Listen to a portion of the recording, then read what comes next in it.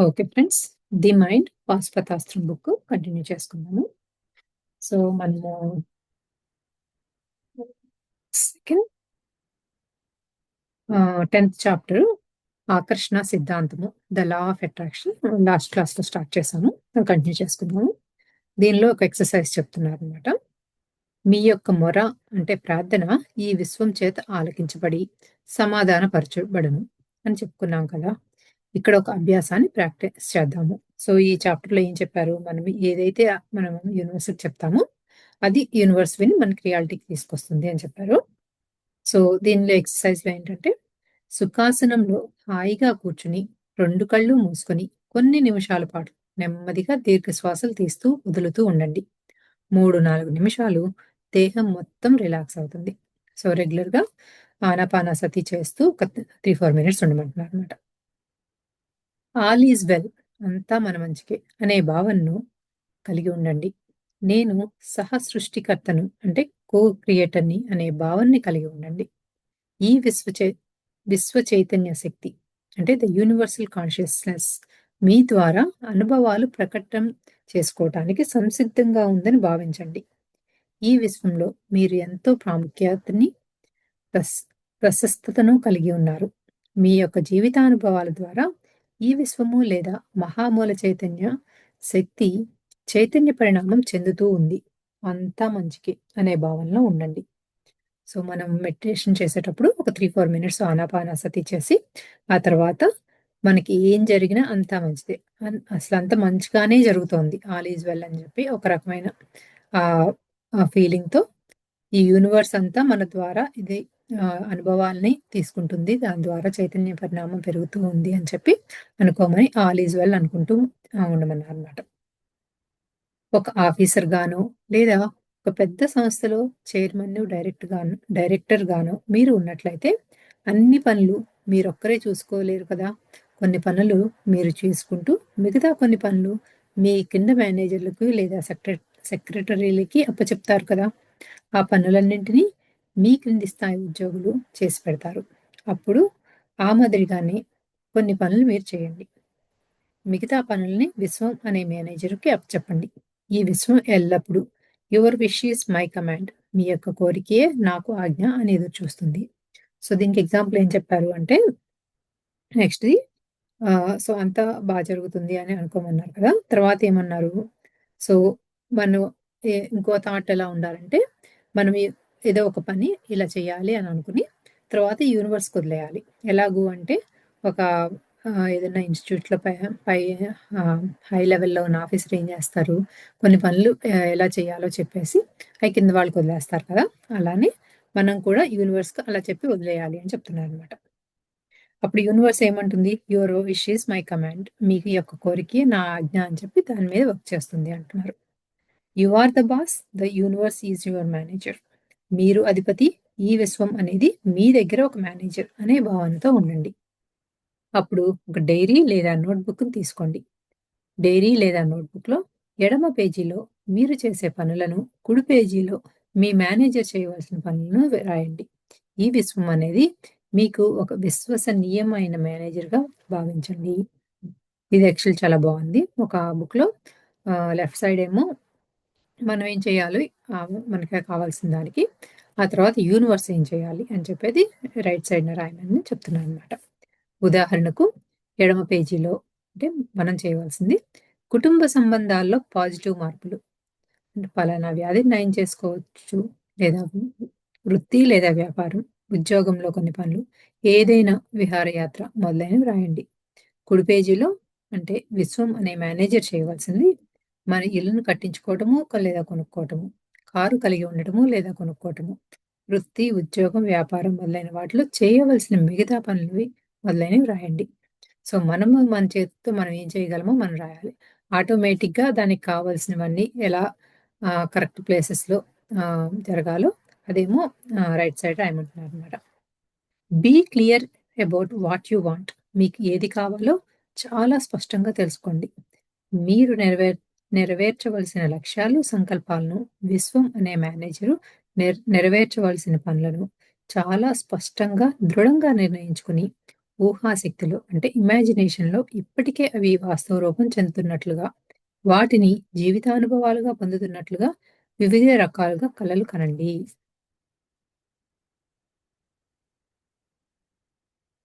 So, అదేంటి మనకి ఏదైతే కావాలనుకుంటున్నామో అది చాలా క్లారిటీగా ఉండాలనమాట. సో, మనం ఏమేం చేయాలనుకుంటున్నామో, ఆ యూనివర్స్ మనకి ఏం హెల్ప్ చేయాలనుకుంటున్నామో, దానిలో కూడా చాలా క్లారిటీ కావాలి. ఆహ్, ఏదైతే అనుకుంటున్నామో అవి కూడా జరిగిపోయినట్లుగా ఇమాజిన్ చేసుకోమంటున్నారు. అవి జరిగిపోయినట్లు ఇమాజిన్ చేసేసుకొని, అది జరిగిన తర్వాత మనలో లైఫ్ స్టైల్‌లో ఎటువంటి చేంజెస్ ఒస్తాయి, మనం ఎలా ఎమోషనల్‌గా ఎలా ఫీల్ అవుతామో అవన్నీ కూడా అలా జరుగుతున్నట్లుగా కలలు కనాలి అంటున్నారు. ఈ విశ్వం అనేది మీ యొక్క విశ్వాసపాత్రుడు, మరి నమ్మకమైన బంటు.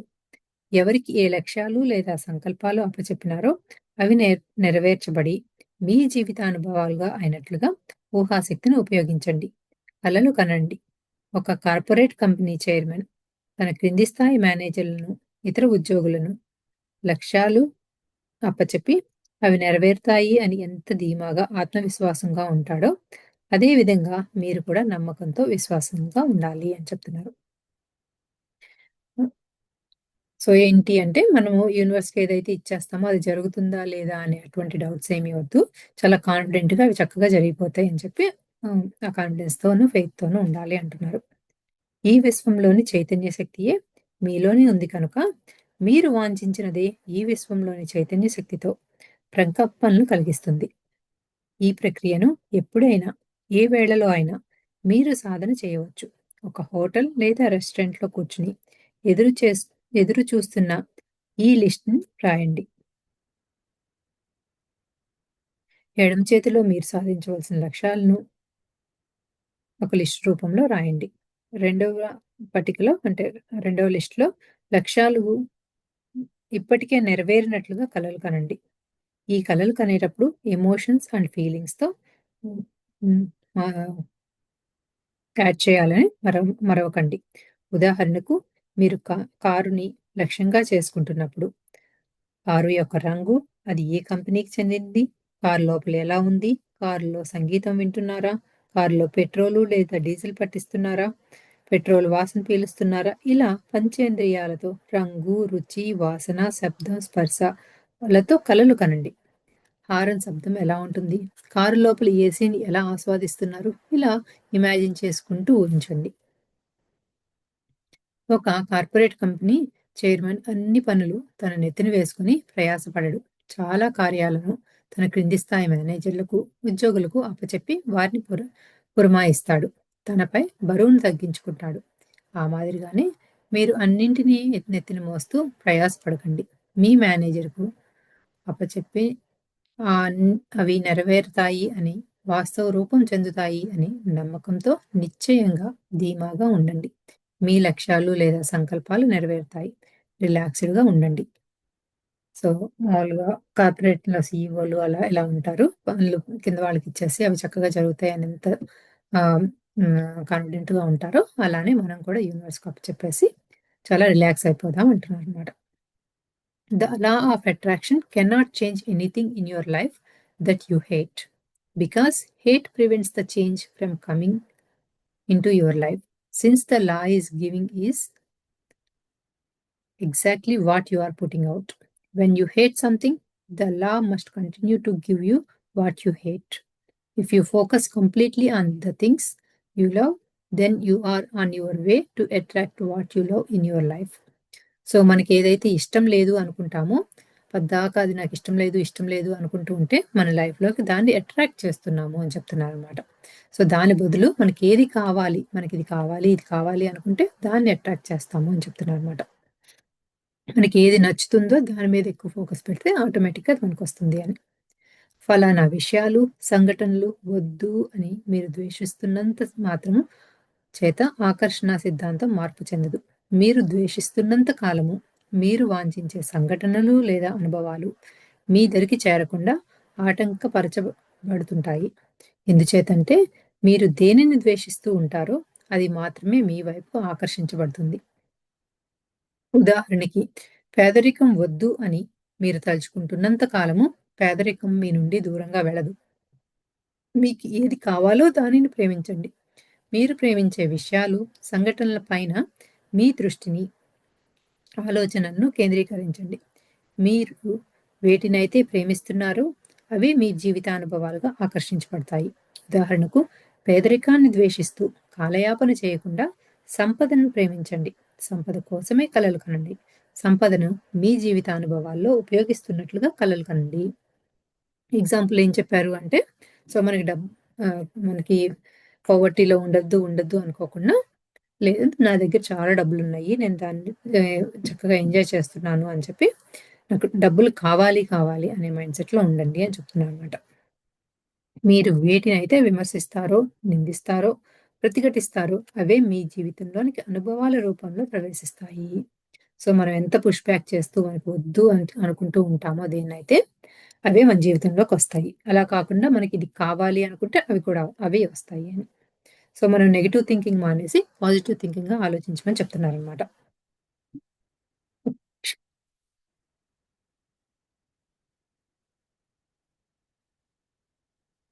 మీ యొక్క ఆలోచనల్లో విమర్శలు చేయటం, లోకంలోని లోటుపాట్లను ఎత్తి చూపటం, ఇతరులను నిందించటం వంటి వాటిని దరి చేయనీయ దరి చేరనీయకండి. మీరు విమర్శలు చేస్తూ, నిందలు వేస్తూ, ఇతరులను తప్పుపడుతున్నంత మాత్రం చేత మీ లోకం మారదు. మారవలసింది మీరే. Just leave Jesus on the cross. He is happy there. జీసస్‌ని ఆయన మానాన ఆయన్ను శిలువ పైనే పెట్టండి. ఆయన అక్కడ సంతోషంగానే ఉన్నాడు. జీసస్ ఎంచుకున్న ఎంచుకు సిలువ నేయబడ్డాడు. ఈ లోకంలో జనాలు చాలా దుర్మార్గులు అని ఆలోచిస్తూ కూర్చుంటే, ఈ లోకం ఏమీ మారిపోదు. సో, మన ఆలోచనల్లోనే మనకంతా ఉంటుంది అని చెప్తున్నారనమాట. సో, దానిలో నెగెటివ్ ఆలోచనలు ఉంటే మనకున్న లైఫ్ స్టైల్ మారదు అని. సో, దీనికి ఎగ్జాంపుల్ ఏం చెప్పారంటే, జీసస్‌ని క్రాస్ మీద ఉంటారు కదా! సో, ఆయన క్రాస్ మీద ఎందుకున్నారు? ఆయన క్రాస్ మీద వేసిన జనాల గురించి ఆలోచించమాకండి. అది మనకు సంబంధం లేదు అని చెప్తున్నారనమాట. అవన్నీ ఆలోచిస్తే ఏమవుతుంది? మీ సమయం వృధా అవుతుంది అంతే. ఈ కింద కొన్ని ఉదాహరణలు చూడండి. ఈ రోజు వాతావరణం చాలా ఇబ్బందికరంగా ఉంది. సెకండ్ పాయింటొచ్చి ఇప్పుడు ఈ ట్రాఫిక్ రద్దీని తట్టుకోలేము. మూడోదొచ్చి ఈ ప్రాంతంలో దొంగలు, దొంగతనాలు చాలా ఎక్కువగా ఉంటాయి. ఈ రాష్ట్రంలో, దేశంలో అవినీతి పరులు ఎక్కువ. ప్రభుత్వ అధికారులు సేవలు చాలా అధ్వానంగా ఉన్నాయి. నెక్స్ట్ పాయింటొచ్చి ఈ వేసవి కాలాన్ని భరించలేము. ఇలా ఎన్నో విషయాల పట్ల నిందలు, విమర్శలు లేదా అభిప్రాయాలను రుద్దుకుంటున్నాం. అయినా అవి మన కోసం మారవు. జీవితంలో మన లక్ష్యాలు, సంకల్పాలు ఏమిటో చాలా ఖచ్చితంగా, స్పష్టంగా తెలుసుకొని ఉంటే చాలు. వాటి కోసం మనం కలలు కనటం, వాటిని వాస్తవం రూపం చెందించుకోవటం, మన మార్పు చెందటం చేస్తే చాలు. మిగతా విషయాలు ఈ విశ్వానికి వదిలిపెట్టండి. సో, ఇక్కడ కొన్ని నెగెటివ్ పాయింట్స్‌లో మన ఆలోచనలో ఏం చెప్పారు అంటే, ఇది వెదర్ దగ్గర కూడా, అమ్మో! ఈ వెదర్ అంతా ఏంటో అసలు చాలా ఇబ్బందికరంగా ఉంది. చాలా వేడి ఎక్కువగా ఉంది అనుకుంటూ ఉంటాం కదా! సో, అసలు అటువంటివి ఏమి వద్దు అంటున్నారు. సో, ఇలా వెదర్ కావాలి చాలా చల్లగా ఉండాలి. లేకపోతే కొంచెం వేడిగా ఉండాలి. ఇలా మనకేది కావాలో అలా కోరుకుంటే చాలు అంటున్నారన్నమాట. ఇంకొక ఎగ్జాంపుల్ ఇక్కడ ఇచ్చిందేంటి అంటే, మనం ఎక్కువ గవర్నమెంట్ ఆఫీసర్‌లో సరిగ్గా చేయము అని ఇండియాలో ఎక్కువ అనుకుంటూ ఉంటాం కదా! సో, అది కూడా వద్దు. అంటే అంతా జరుగుతుంది అని, లేకపోతే అసలు నెగెటివ్ కన్వర్జేషన్ అనేది, నెగెటివ్ థాట్స్ అనేవి వద్దు అని చెప్తున్నారన్నమాట. If you don't have what you want, then you are creating not having what you want. You are still creating and the law of attraction is still responding. So, మనకి మీరు వాంఛించినది మీ దగ్గర లేదు అంటే, మీరు వాంఛించినది ఏదో ఒక సంఘటన లేదా అనుభవం మీ జీవితంలోనికి ప్రవేశించదని అర్థం. ఈ సందర్భంలో కూడా ఆకర్షణ సిద్ధాంతం చాలా చక్కగా పనిచేస్తుంది. ఎక్కువ సార్లు మీరు దేనినైతే తలుచుకుంటున్నారో దానిని, అది మంచిదైనా లేదా చెడుదైనా ఆకర్షించుకుంటున్నారు. ఈ విషయం కనుక మీకు చక్కగా అవగాహన కలిగినట్లయితే, మీరు వాంఛించిన దాని కోసమే పదే ఆలోచిస్తున్నారు. ఉదాహరణకు, ఒక వ్యక్తికి చాలా ఆర్థిక సమస్యలు ఉన్నాయనుకోండి. ఆ వ్యక్తి పదే ఆ యొక్క సమస్యల గురించే ఆలోచిస్తూ బాధ, వేదన చెందుతూ ఉంటాడు. అలా కాకుండా తాను వేటిని అనుభవంలో పొందాలనుకుంటున్నాడో వాటిని ఇప్పటికే నెరవేర్చున్నట్లుగా ఆనందంలో ఆ అనుభూతులతో కుటుంబ సభ్యులు మరియు బంధుమిత్రులతో పంచుకుంటున్నట్లుగా ఊహాశక్తిని ఉపయోగించాల్సి ఉంటుంది.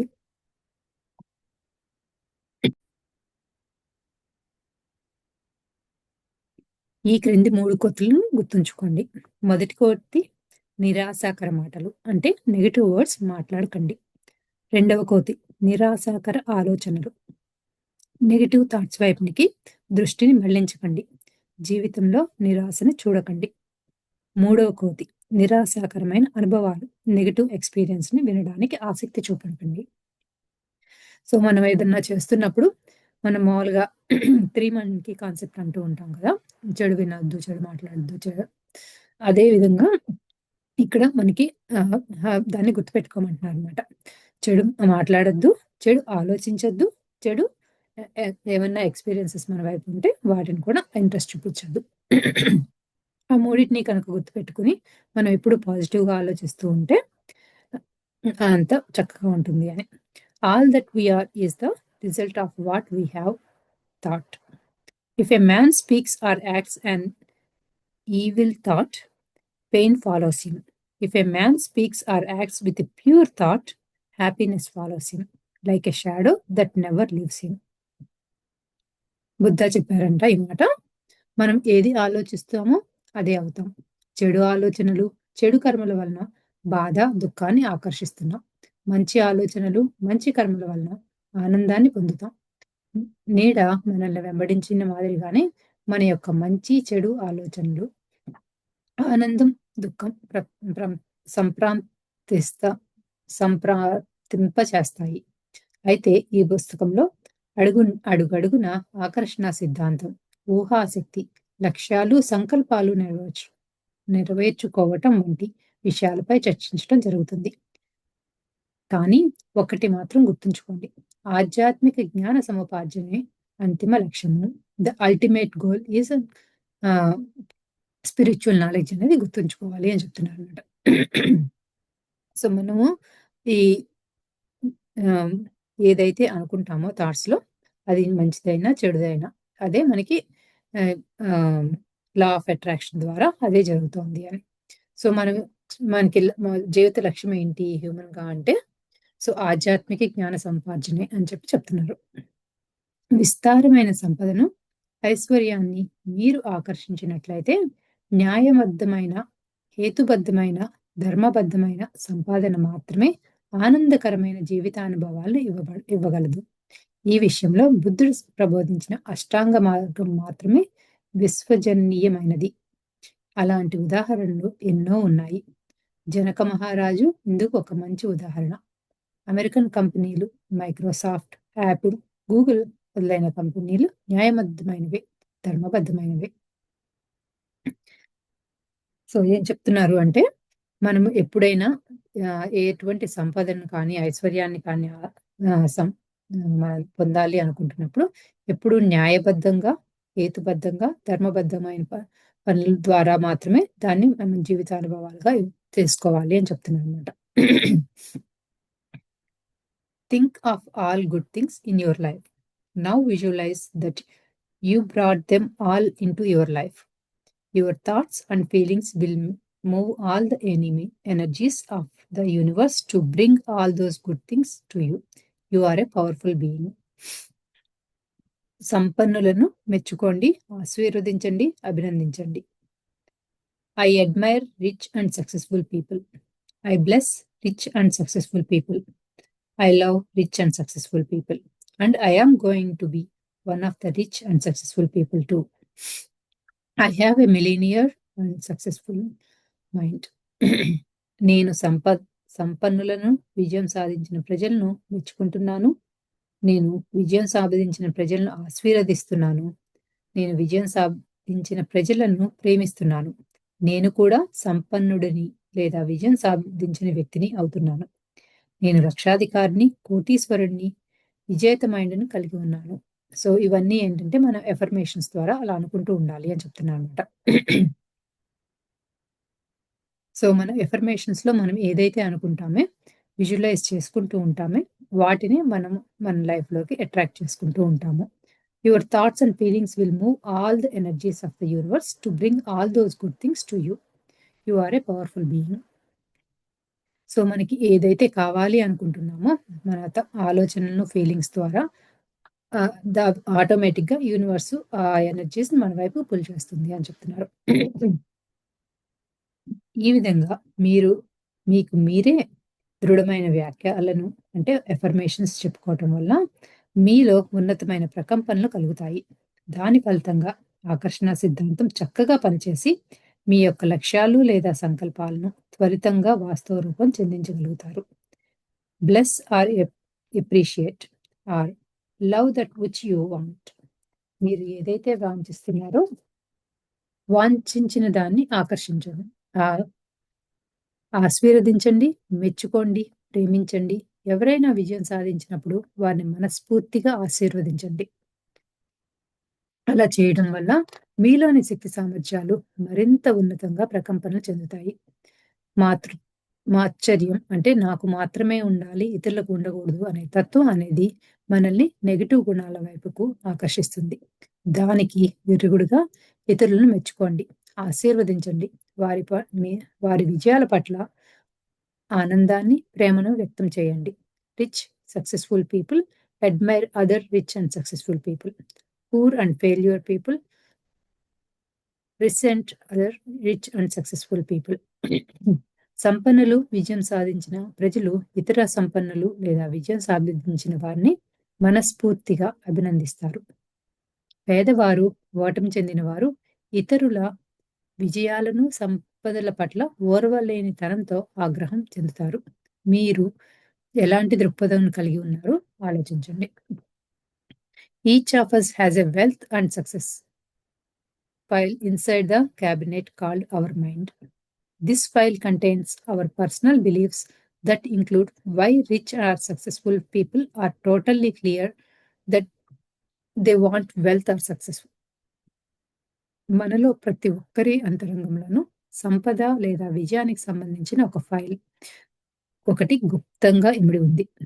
అది మన మనోశక్తి అంటే అది మన మైండ్ అన్నమాట. ఆ ఫైల్‌లో మన వ్యక్తిగత నమ్మకాలు ఉన్నాయి. సంపన్ సంపన్నులు, విజయం సాధించిన వాళ్ళు అద్భుతంగా, ఆనందంగా ఎలా ఉంటున్నారు అనే నమ్మక వ్యవస్థపై ఆ ఫైల్‌లో ఇమిడి ఉంది. సంపన్నులు లేదా విజయం సాధించే వారికి సంపద లేదా విజయం కావాలి అనే విషయం పట్ల చాలా స్పష్టమైన, దృఢమైన నిర్ణయం ఉంటుంది. సో, మన ఊరికే మైండ్‌ని ఒక ఫైల్ లాగా చెప్తున్నారనమాట. సో, దానిలో మన మైండ్‌లో ఏముంటుంది, ఇప్పటిదాకా ఉన్న ఒక బిలీఫ్ సిస్టమ్ అనేది ఒకటుంటుంది కదా! లేకపోతే మన చుట్టూ ఉన్న కమ్యూనిటీలో, సోషల్ లైఫ్‌లో మనం ఏదైతే నేర్చుకున్నామో దానికి సంబంధించిన ఆహ్, బిలీఫ్ సిస్టమ్ చాలా ఎక్కువుంటుంది. సో, దానిలో ఏంటంటే సంపన్నులు లేదా విజయం సాధించే వారికి కూడా ఆహ్, ఆహ్, అది కావాలి అనే ఒక స్పష్టమైన ఎవరైతే సక్సెస్‌ఫుల్ పీపుల్ అవుతారో వాళ్ళకి ఏది కావాలో ఆ గోల్ మీద చాలా స్పష్టమైన క్లారిటీ ఉంటుంది అని చెప్తున్నారనమాట. The more people you help, the richer you become mentally, emotionally, spiritually and financially. The purpose of our life is to add value to the people of this generation. Actually ఇది చాలా బావుంది. ఇతరులకు మీరు ఎంత ఎక్కువగా చేయూతని అందిస్తారో, అంత విస్తారంగా మీరు మానసికంగాను, భావాల పరంగాను, ఆధ్యాత్మిక పరంగాను, మరి ఆర్థికంగాను సంపన్నులుగా అవుతారు. ఇది విశ్వనియమం. మన జీవితాల యొక్క ప్రధాన లక్ష్యం ఏమిటి అంటే, ఇతరుల జీవితాలకు కూడా అర్థము మరియు పరమార్థాన్ని కల్పించటం. వారి జీవితాల్లో కూడా వెలుగుని, ఆధ్యాత్మిక శక్తిని నింపటం. ఈ సమాజం బాగుంటే మనము బాగుంటాము. లోకా సమస్త సుఖినో భవంతు అనే దృక్పథం ఉంటే మనము బాగుపడతాం. సో, ఏం చెప్తున్నారంటే ఈ ఒక్క సెంటెన్స్‌లో the purpose of our life is to add value to the people of this generation. So, మన చుట్టుపక్కల ఉన్న వాళ్ళందరికీ కూడా మనం సహాయం చేస్తూ ఉంటే అదే మన పర్పస్ యొక్క లైఫ్ యొక్క పర్పస్ అదే అని చెప్తున్నారనమాట. లోకా సమస్త సుఖినో భవంతు. సో, మన చుట్టుపక్కల ఉన్న వాళ్ళందరూ ఎంతో బాగుంటే మనం కూడా బాగున్నట్లే అని. మానసిక, భావోద్వేగ, భౌతిక, సామాజిక, ఆధ్యాత్మిక సంపదలు అన్నింటినీ కలిపి సంపద అని ఈ పుస్తకంలో చర్చించడం జరిగింది. కేవలం భౌతిక సంపదను మాత్రమే జీవితంలో అన్ని కోణాల్లో అందాన్ని, సంతృప్తిని ఇవ్వదు. అన్ని రకాల సంపదలను ఈ పుస్తకంలో చర్చించుకుంటున్నాం. ఇక్కడ ఇందాక నుంచి సక్సెస్‌ఫుల్ పీపుల్ ఆహ్, సంపద కావాలి అంటున్నారు అంటే, ఆ సంపద అనేది ఒక్క డబ్బుకి సంబంధించింది లేతే ఇంకేదన్నా ఒక భౌతికంగా ఒక వస్తువు రూపంలోనే కాదు. మానసికంగాను, భావోద్వేగంగాను అంటే ఎమోషనల్‌గాను ఆహ్, ఫిజికల్‌గాను మన ఆహ్, ఆహ్, సామాజికంగాను, సోషల్ పరంగాను, స్పిరిచ్యువల్ పరంగాను అన్నిట్లో కూడా మనకి వెల్త్ అనే దాని గురించి చెప్తున్నారనమాట. Don't bother anything to set negative people to change. This is not your job. Your job is to use what you have learn to better your life.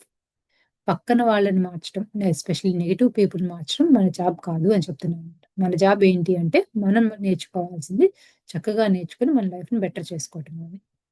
నిరాశాజనక ప్రజలను అంటే నెగెటివ్ పీపుల్‌ని మార్చాలని ప్రయత్నం చేసే ఇబ్బందుల్ని ఎదుర్కోకండి. అది మీ పని కానే కాదు. ముందు మీ జీవితాన్ని ఉన్నతంగా తీర్చిదిద్దుకోండి. మీరు చేయవలసిన పని అదే. అయితే ఆధ్యాత్మికతలో ఉన్నవారు తన చుట్టూ ఉన్నవారిని ఇలా చేస్తే బాగుంటుంది అని సలహా ఇవ్వవచ్చును. లేదా సరిదిద్దే ప్రయత్నాన్ని చేయవచ్చు కూడా. సో, మామూలుగా స్పిరిచువాలిటీలో లేకుండా నార్మల్‌గా ఉన్నప్పుడు సో, వేరే ఎవరిని కూడా మార్చాలి అనే ప్రయత్నాన్ని చేయకూడదు అంటున్నారు.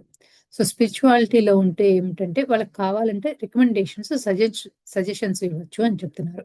స్పిరిచువాలిటీలో ఉన్నవాళ్ళు. కానీ అంటే వాళ్ళని కంప్లీట్‌గా మార్చేద్దాము అని కాకుండా వాళ్ళకి కావాల్సిన రికమెండేషన్స్ అని సజెషన్స్ కానీ ఇవ్వచ్చు అని. You are bigger than your problem. You created the problems. But problems do not create you. సమస్యల కంటే మీరు చాలా గొప్పవారు. మీరు సమస్యలను సృష్టించుకుంటున్నారు. అంతేకాని సమస్యలు అనేవి మిమ్మల్ని సృష్టించలేవు కనుక. ఇది యాక్చువల్లీ చాలా బావుంది. సమస్యలు అంటే మనం చాలా గొప్పవారం. ఎందుకంటే సమస్యలు అనేవి మనమే సృష్టించుకుంటున్నాం. కానీ సమస్యలనేవి మనల్ని సృష్టించటం లేదు. సమస్యలను అంటే భౌతికమైనవి కానీ, ఆర్థికమైనవి కానీ, మానసికమైనవి కానీ, ఆరోగ్య సమస్యలు కానీ ఏవైనా సరే మీరే సృష్టించుకోగల సామర్థ్యము కలిగి ఉన్నప్పుడు వాటిని పరిష్కరించే శక్తి సామర్థ్యాలు కూడా మీలోనే కలిగి ఉన్నారు. మీ అంతరంగ ప్రపంచం ఒక మహాసముద్రం అయితే సమస్యలు అనేవి అలలు వంటివి. సో, మన ఆలోచనల్లోనే మనకున్న అన్ని ఛాలెంజెస్‌ని తెచ్చుకుంటున్నాం కాబట్టి, అది ఏదైనా ఫిజికల్‌గా అయినా ఆహ్, ఫైనాన్షియల్లీ అయినా ఏదైనా సరే, మనము మనంతటగా తెచ్చుకుంటున్న సమస్యలు కాబట్టి, ఆ ఛాలెంజెస్ కాబట్టి, వాటిని దానిలో నుంచి బయటికి రావాలి, ఆ ఛాలెంజ్ నుంచి దాన్ని ఓవర్‌కమ్ కావాలి అనే శక్తి సామర్థ్యాలు కూడా మనలోనే ఉన్నాయి అంటున్నారు. సో, మన లైఫ్ అనేది ఒక మహాసముద్రం అయితే, ఈ సమస్యలు అనేవి జస్ట్ ఒక వేవ్స్ అని చెప్తున్నానన్నమాట.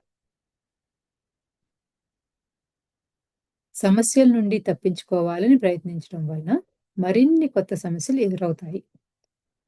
సంపన్నులు లేదా విజయం సాధించేవారు సమస్యలను చూచి భయపడకుండా సవాళ్లుగా వాటిని స్వీకరిస్తారు. Your outer world is merely a reflection of your inner world. మీ యొక్క అంతరంగ ప్రపంచం నుండి వెలువడే ప్రతి ఆలోచన విద్యుదయస్కాంత తరంగాల ప్రతిబింబాలు. బాహ్య ప్రపంచంలో మనకు సమస్యలుగా, సవాళ్లుగా ఎదురవుతూ ఉంటాయి. మనకి బయట కనబడే ప్రతి ఛాలెంజ్ కూడా మన థాట్స్‌లో ఎప్పుడో ఒక రకంగా మనకొచ్చినియి కాబట్టే వాటిని మనము అట్రాక్ట్ చేశాము అని చెప్తున్నారనమాట. మీ హృదయంపై చెయ్యి వేసి ఇలా చెప్పండి. I am bigger than my problems. I can handle any problem. I can have luxurious and abundant life. నేను సమస్యల కంటే ఎంతో గొప్పవాడిని.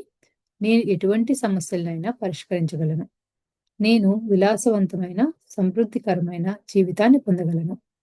సో, మనల్ని మన ఆహ్, ఆహ్, గుండె మీద చేయి వేసుకొని మనం ఇలా అఫర్మేషన్స్ చెప్పుకోమంటున్నారనమాట. I am bigger than my problems. I can handle my problems. I can have luxurious and abundant life. So, ఈ 3 వాక్యాలు మనల్ని మనం చెప్పుకొని అఫర్మేషన్స్ చేసుకోమంటున్నారు. If you are a poor receiver, you are a poor receiver in all areas. The good news is that when you become an excellent receiver, you will be an excellent receiver everywhere and open to receiving all that the universe has to offer in all areas of your life. మీరు మంచి గ్రహీత కానట్లయితే జీవితంలోని అన్ని రంగాలలోనూ మంచి గ్రహీత కాలేరు. మీరు ఒక రంగంలో మంచి గ్రహీత అయినట్లయితే జీవితంలోని అన్ని రంగాల్లోనూ మంచి గ్రహీత కాగలరు. ఇది చాలా మంచి శుభవార్త. మీ జీవితంలోని అన్ని రంగాలలోనూ ఈ విశ్వం అందించే అన్నింటినీ చాలా విశాల దృక్పథంతో ఎటువంటి భేషజాలు లేకుండా తీసుకోండి. సో, మనకి జీవితంలో హ్మ్, మనం ఎక్కువగా ఏదైతే హ్మ్, మనకొస్తున్న దాన్ని చక్కగా తీసుకోలేకపోతున్నాము అంటే మనం వీఆర్ ఎ పూర్ రిసీవర్ అంటున్నారు. వీఆర్ ఎ గుడ్ రిసీవర్ అంటే ఒక విషయంలోనే కాదు. ఒక మంచి గ్రహీత కానట్లయితే జీవితంలో అన్ని రంగాల్లోనూ అంటే అన్ని ఏరియాస్‌లోనూ మనం పూర్‌గానే రిసీవ్ చేసుకుంటాము. అదే కనుక ఒక చోట ఎక్సలెంట్‌గా రిసీవ్ చేసుకోవటం మొదలుపెడితే ఒక ఏరియాలో, ఒక టాపిక్‌లోనో సో, ఆటోమేటిక్‌గా మిగిలిన అన్ని చోట్ల కూడా మనం ఎక్సలెంట్‌గా రిసీవ్ చేసుకోగలము అంటున్నారు. సో, దానికేంటి అంటే అన్ని రంగాల్లోనూ ఈ విశ్వం చేత అందించే అన్నింటిని చాలా విశాల దృక్పథంతో ఎటువంటి భాషా భేజాలు లేకుండా తీసుకోండి. సో, మనకి ఇదే కావాలి. మనకి అంటే ఒక డాన్స్ అనే కాకుండా మ్యూజిక్ సో, ఒక ఏరియానే కాకుండా మనకేదైతే కావాలనుకుంటున్నామో సో, అది ఏది వచ్చినా కూడా దాన్నన్నిటిని పాజిటివ్‌గానే తీసుకొని యాక్సెప్ట్ చేయమంటున్నారనమాట. మంచి గ్రహీత అయిన వాడే మంచి దాత కూడా అవుతాడు. జీవితంలోని అన్ని రంగాలు అంటే ప్రేమ, మానవ సంబంధాలు, ఆ ఆరోగ్యం, వృత్తి, వ్యాపారం, ఉద్యోగం, ధనం, ఐశ్వర్యం, ఇతర అలవాట్లు, మంచి గుణాలు మొదలైనవి ఒకదానితో ఒకటి ముడిపడి ఉన్నాయి. ఓకే. ఇక్కడ యాక్చువల్లీ ఇందాక సెంటెన్స్‌లో అన్ని రంగాలు లేదా ఏరియాస్ అంటే నేను ఈ ఆర్ట్స్ కానీ ఏదైనా ఒక స్పెసిఫిక్ థింగ్ అనుకున్నాను. ఇక్కడ మళ్ళీ నెక్స్ట్ చాలా క్లారిటీ ఇచ్చారనమాట. ఈ ఏరియాస్ అంటే ఏంటి అంటే ప్రేమ, మానవ సంబంధాలు, ఆరోగ్యం, వృత్తి, వ్యాపారం, ఉద్యోగం, ధనం, ఐశ్వర్యం, ఇతర ఎటువంటి అలవాట్లైనా. సో, మనకి ఏదైతే ఆహ్, ఎటువంటి రిలేషన్స్ కానీ, హెల్త్ కానీ, జాబ్ కానీ, ఫైనాన్స్ కానీ ఇవన్నీ కూడా ఈటిని ఏరియాస్ అంటున్నారనమాట. మీ ఉదాహరణకు మీరు ఆరోగ్యంగా ఉంటేనే డబ్బును సంపాదించగలరు. దేశ విదేశాల్లో యాత్రలు చేయగలరు. వృత్తి, వ్యాపారం, ఉద్యోగంలో చక్కగా రాణించగలరు. దాంపత్య జీవితాన్ని చక్కగా ఆస్వాదించగలరు. సో, ఏదైనా ఒక్క ఏరియాలోనే కాదు. మనం దేశ విదేశాల్లో యాత్ర చక్కగా చేయాలి అంటే మనకు ఉద్యోగం కావాలి. ఉద్యోగాంతో పాటు డబ్బు కావాలి. మళ్ళీ ఆరోగ్యం కావాలి. సో, ఇలా ఏంటి అంటే అలానే మన రిలేషన్స్ కూడా బావుండాలి. ఇవన్నీ బావుంటేనే మనకేదైతే కావాలనుకుంటామో అన్నీ చక్కగా చేయగలము. సో, అందుకని ఒకే ఏరియానే కాకుండా అన్ని ఏరియాస్‌లోని మనకి అన్నీ చక్కగా దాన్ని రిసీవ్ చేసుకోవాలి అంటున్నాననమాట. అంటే అన్ని చోట్ల చాలా పాజిటివ్ అఫర్మేషన్స్ ఉంచుకోవాలి అని. గ్రహీత అయిన వాడే మంచి దాతృత్వం కూడా కలిగి ఉంటాడు. అలాగని జీవితంలో ఏదీ కూడా ఆయాచిత్తంగా పొందాలని ఆశించవద్దు.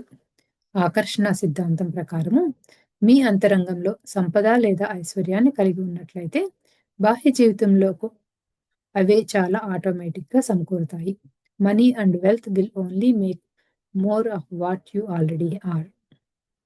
మీ లోపల ఏదైతే కలిగి ఉన్నారో, సృష్టించుకున్నారో దానినే మీరు పొందుతున్నారు. మీరు సమృద్ధిగా, పుష్కలంగా ధనాన్ని ఆశించినట్లయితే మీ లోపల దాన్ని సృష్టించుకోగలుగుతారు. పిక్చరైజేషన్ చేయండి.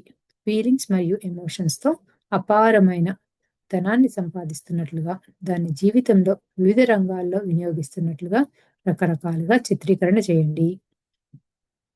సో, మనం ఏదైతే ఎక్కువ రిసీవ్ చేయగలమో, మనం దాన్ని వేరే వాళ్ళకి కూడా చక్కగా ఇవ్వగలము అంటున్నాం. ద లా ఆఫ్ అట్రాక్షన్ ప్రకారం మన లోపల అంతరంగంలో ఏదైతే ఉంటున్నామో, ఏదైనా ఇమాజిన్ చేసుకుంటున్నామో, అదే ఆటోమేటిక్‌గా లా ఆఫ్ అట్రాక్షన్ ద్వారా బయటికి ఆహ్, మేనిఫెస్ట్ చేసుకుంటున్నాము అని. ఈ మధ్య వాట్సాప్‌లో ఒక చిన్న ఆర్టికల్ చదివి ఉంటారు. తేనెటీగలు సేకరించిన తేనెను మనుషులు, ఇతర ప్రాణులు తీసేసుకుంటున్నాయి.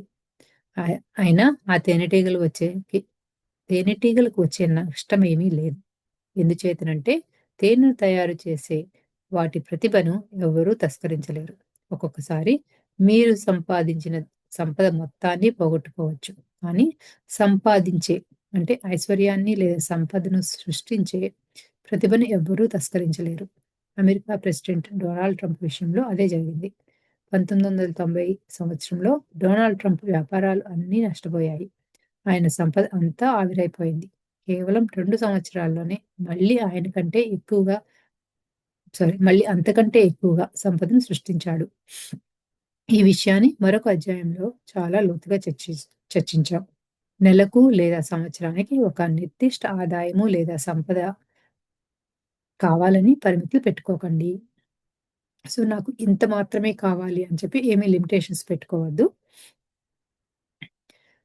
మనకేదైతే కావాలనుకుంటున్నామో దాని గురించి మనకి కావాలి అని అనుకోవాలి. దాన్ని వచ్చినట్లుగా మనం ఇమాజిన్ చేసుకోవాలి అంటున్నారు. నెలకు లేదా ఏడాదికి ఒక నిర్దిష్టమైన సంపదన, ధనము, ఆదాయము ఉండాలని మనం ఎందుకు పరిమితులు పెట్టుకోవటం?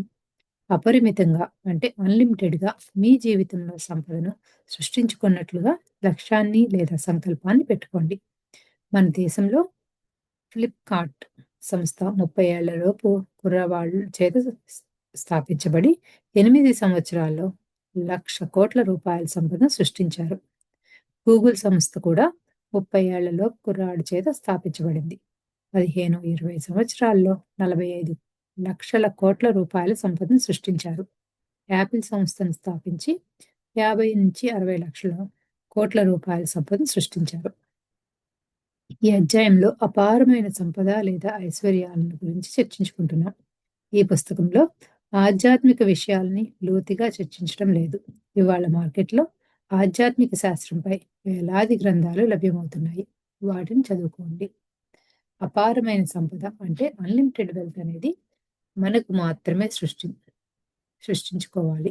ఇతరులపై ఆధారపడినంత కాలము అపారమైన సంపదను సృష్టించలేము.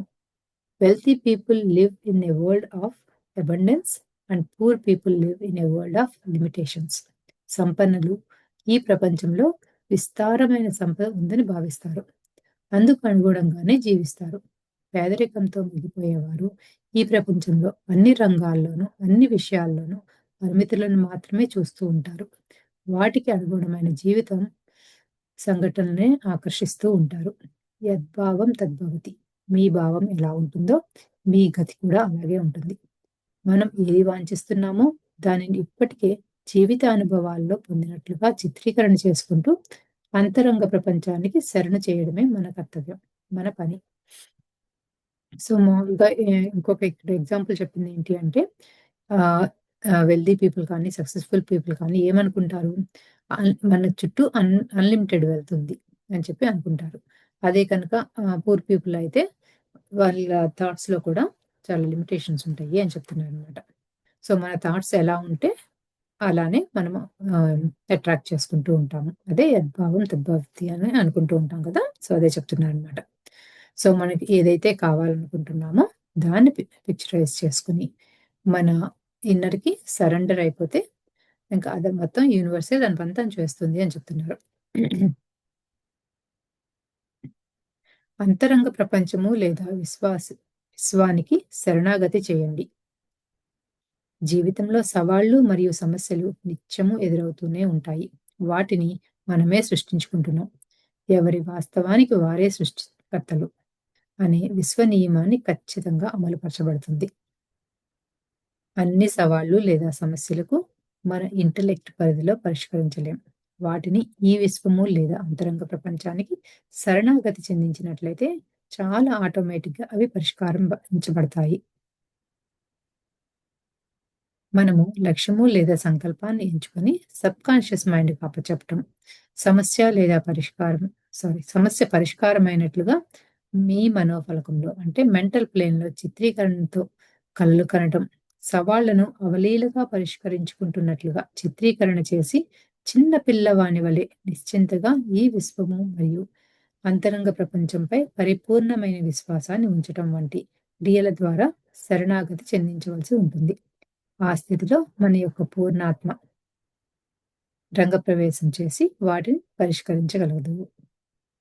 సో, మనకి ఎటువంటి ఛాలెంజెస్ వచ్చినా కూడా దాన్ని మన తో దాన్ని ఆహ్, ఎలా పరిష్కరించుకోవాలి అని ఆలోచించకుండా, మనం కనుక మన ఇన్నర్‌కి సరెండర్ అయిపోయి ఆహ్, మన సబ్కాన్షియస్ మైండ్కి అప్పచెప్పేసి మన విజువలైజేషన్తో అవి చాలా ఈజీగా సాల్వ్ అయిపోయినట్లుగా ఊహించుకుంటూ ఉంటే కనుక ఆటోమేటిక్గా మన పూర్ణాత్మ లేదా హయ్యర్ సెల్ఫ్ ఆటోమేటిక్గా దాన్ని ఆ, ఆ, చక్కగా సొల్యూషన్స్ తీసుకొస్తుంది అని చెప్తున్నారు అనమాట.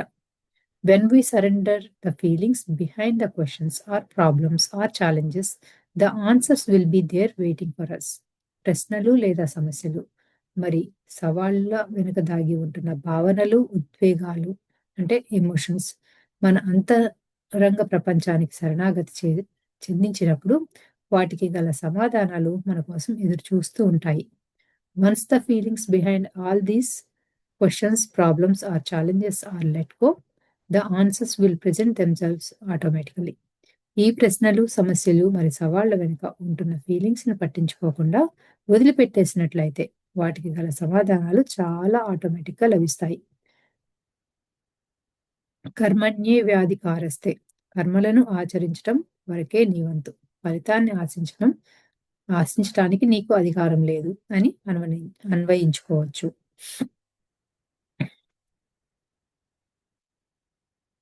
As limitations are relinquished, whole new avenue of creativity and expression becomes available. మనకున్న పరిమితులను కూడా పూర్తిగా పరిత్యజించి అన్నింటినీ అంటే సవాళ్లను, సమస్యలను మన అంతరంగ ప్రపంచానికి శరణాగతి చేసి నిశ్చింతగా ఉంటున్నప్పుడు సృజనాత్మకత మరి స్వేచ్ఛ ప్రకటం అవుతాయి. ఉదాహరణకు ఒక వ్యక్తి క్యాన్సర్తో బాధపడుతున్నాడు.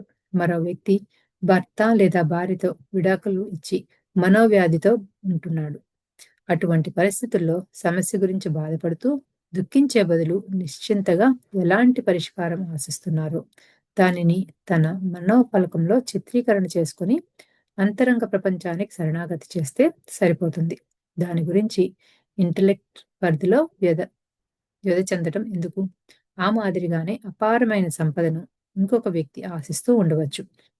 విలాసమైన జీవితాన్ని ఇప్పటికే తన మనోక్షేత్రంలో ఆ జీవితాన్ని పొందినట్లుగా చిత్రీకరణ చేసుకుంటే సరిపోతుంది. సో మనకి ఎటువంటి హెల్త్ ప్రాబ్లం వచ్చినా, రిలేషన్స్ ప్రాబ్లం వచ్చినా వాటి గురించి అనవసరంగా బాధపడదు మన ఇంటలెక్ట్ లెవెల్‌లో ఎప్పుడు ఇబ్బంది పడ్డం ఎందుకు? అలా కాకుండా మనకి ఎంతో అబండెంట్ వెల్త్ మన చుట్టుపక్కల ఉంది కాబట్టి మనం అది అయిపోయినట్లుగా మనం ఎలా కావాలనుకుంటున్నాం మన లైఫ్ స్టైల్ అలా ఎంజాయ్ చేస్తున్నట్లుగా మనం విజువలైజ్ చేసుకుంటే సరిపోతుంది అంటున్నారు. To the mind that holds limiting belief system and negative thoughts and feelings money is a problem. పరిమితులతో కూడిన నమ్మక వ్యవస్థను మనోశక్తి కలిగి ఉంటున్నప్పుడు మరి నెగటివ్ ఆలోచనలు మరి భావనలు ఎక్కువగా ఉంటున్నప్పుడు డబ్బు అనేది ఒక సమస్యగా ఉంటుంది. It is common for people with financial problems who use the letting go technique suddenly come in to abundance. ఆర్థిక సమస్యలతో బాధపడుతున్న మనుషులు శరణాగతి పద్ధతిని అంటే తమ సమస్యల గురించి అలా బాధపడకుండా ఆశిస్తున్నది తుది ఫలితాన్ని అంతరంగానికి అప్పచెప్పి శరణాగతి చెందించినప్పుడు అకస్మాత్తుగా విస్తారమైన సంపదను పొందడం అనేది సర్వసాధారణంగా సంబంధిస్తుంది. సో ఇది చదువుతున్నప్పుడు ఏం గుర్తొచ్చిందంటే సో ఏమంటున్నారు మనకేమీ లిమిటేషన్స్ ఏమీ లేకుండా మన మనకి ఏదైతే కావాలనుకుంటున్నామో అది మన ఇన్నర్‌కి సబ్‌కాన్షియస్ మైండ్‌కి ఇచ్చేసి దానికి సరెండర్ అయిపోయినప్పుడు ఆటోమేటిక్‌గా చాలా సార్లు ఆహ్, ఆహ్, అన్‌ఎక్స్‌పెక్టెడ్‌గా చాలా వాళ్ళకి ఏదో ఒక విధంగా లాభం వస్తుంది, సంపద వస్తుంది అని చెప్తున్నారనమాట. సో ఇది చదువుతున్నప్పుడు ఏమనిపించిందంటే నార్మల్‌గా మనము వీళ్ళకి లక్కీ డ్రాలో ఇవి వచ్చినాయనో, లేకపోతే లాటరీ వచ్చిందనో ఇదేదో చెప్తూ ఉంటాం కదా! సో ఆహ్, అటువంటి థాట్ ప్రాసెస్ ఉన్నప్పుడే వస్తుందేమో అన్నట్లు నాకు అలా అనిపించిందనమాట. అంటే వాళ్ళ ఆలోచనల్లో చాలా ఎక్కువగా మనకి వస్తున్నాయి. అబండెంట్‌గా ఉన్నాయి మన చుట్టూ. అది వెల్త్ అయినా అయ్యుండొచ్చు, వస్తువులైనా అయ్యుండొచ్చు. మీరైతే ఆకర్షిస్తున్నారో అవి అలా వస్తాయేమో అన్నట్లు అనిపిస్తుంది. అర్థమైందనమాట నాకిక్కడ. లోపల సృష్టించుకుంటున్న వాటిపై బాహ్య పరిమితుల ప్రభావం ఎంత మాత్రమూ ఉండదు. కనుక పుష్కలమైన, అపారమైన సంపదను, పరిపూర్ణమైన ఆరోగ్యాన్ని స్వేచ్ఛగా సృష్టించుకోండి. As within so without. లోపల ఏది ఉంటుందో బయట కూడా అదే ఉంటుంది. కనుక సమృద్ధికరమైన ఆలోచనా ధోరణిని కలిగి ఉండండి. సో బయట జరిగే పరిస్థితుల్లో మన యొక్క ఆహ్, ఫ్యూచర్ డిపెండ్ అయ్యి ఉండదు. మన లోపల మనం దేన్నైతే ఆశిస్తున్నామో అదే మన ఫ్యూచర్‌లో ఉంటుంది అని చెప్తున్నారనమాట. సో, అందుకని మనం ఎప్పుడు అబండెంట్ థింకింగ్‌లోనే ఉండాలి అంటున్నారు. The purpose of letting go or surrender is the elimination of the ego. The ego is fearful and limited, and when it is surrendered, the inner world and the subconscious mind stands forth, and what is always more powerful is revealed. శరణాగతి యొక్క ఉద్దేశం ఏమిటంటే అహాన్ని తొలగించటం. ఆ అహం అనేది పరిమితులతో కూడుకున్నది. మరి భయాలకు లోనయ్యేటటువంటిది అయి ఉంటుంది. దీన్ని ఎప్పుడైతే తొలగిస్తామో ఆ క్షణం నుండి అంతరంగ ప్రపంచాన్ని కార్యరంగంలో దిగుతుంది. ఈ అంతరంగ ప్రపంచం అతి శక్తివంతమైనది. కనుక అన్ని సవాళ్లు లేదా సమస్యలు అతి సులభంగా పరిష్కారం అవుతాయి. సో, మనం ఎప్పుడైతే సరెండర్ అవుతాం. సరెండర్ అవ్వటం అంటే ఏంటి అంటే ఇగో లేకుండా ఉండటము అని చెప్తున్నారనమాట. సో, మనం ఇగోతో ఉన్నప్పుడు ఏమవుతుంది అంటే మనకి భయాలొస్తాయి. లేకపోతే ఒక రకమైన ఆహ్, ఆహ్, అటాచ్‌మెంట్ బాగా ఎక్కువైపోతుంది. అదే కనుక ఇగో లేకుండా ఉంటే ఆహ్, ఆ క్షణం నుంచి మనం మన సబ్‌కాన్షియస్ మైండ్ కనెక్ట్ అవుతాము. ఇప్పుడు ఆటోమేటిక్‌గా మన సబ్‌కాన్షియస్ మైండ్ దాన్ని ఆచరణలోకి తీసుకొస్తుంది అంటున్నారు. సో, దీనివల్ల మనకది చెప్తున్నది ఏంటి అంటే ఈ సబ్‌కాన్షియస్ మైండ్ అనేది మన ఇన్నరు చాలా శక్తివంతమైనది. మనకి ఎటువంటి ఛాలెంజెస్ ఉన్నా చాలా ఈజీగా దాంతో సాల్వ్ చేసుకోవచ్చు అని చెప్తున్నారు. సో, నెక్స్ట్ వచ్చి ఒక ఎక్సర్‌సైజ్ ఉంది. అది రేపు కంటిన్యూ చేసుకుందాం. Thank you friends.